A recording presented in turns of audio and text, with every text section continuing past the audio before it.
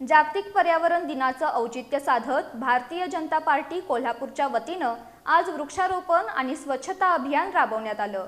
पंतप्रधान नरेंद्र मोदी यांच्या एक पेड़ मां के नाम आणि एक कदम स्वच्छता की ओर या अभियानांतर्गत झालेल्या या उपक्रमात भाजप पदाधिकारी, कार्यकर्ते आणि नागरिकांनी उत्स्फूर्त सहभाग नोंदवला। जागतिक पर्यावरण दिनानिमित्त भारतीय जनता पार्टी कोल्हापूरच्या वतीनं रंकाळा परिसरात वृक्षारोपण आणि स्वच्छता अभियानाचं आयोजन करण्यात आलं। राज कपूर पुतळ्यासमोरील छत्रपती शाहू उद्यान इथं 50 वृक्षांची लागवड करून या अभियानाची सुरुवात करण्यात आली। यानंतर छत्रपती शाहू उद्यान, तांबट कमान, संध्यामठ परिसर आणि रंकाळा टॉवर परिसरात स्वच्छता मोहीम राबवण्यात आली।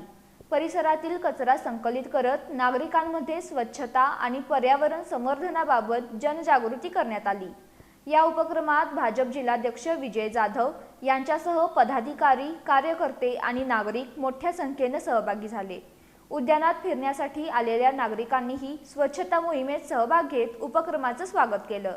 महानगरपालिका आरोग्य विभागाच्या कर्मचाऱ्यांचीही यावेळी उपस्थिती होती।